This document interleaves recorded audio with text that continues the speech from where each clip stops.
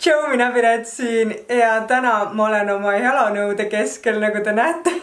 Ma üritasin neid sortida ja mulle tuli meelde, et kunagi ammu ma näitasin teile oma võib-olla eriskummalisi jalanõusid ja kuna mul on vahepeal need jalanõusid isegi juurde tulnud ja võib-olla osad teist on ka minu kanalil nii uued, et ei ole seda vanat videot näinud, siis ma otsustasin sellele videole ka teise osa filmida.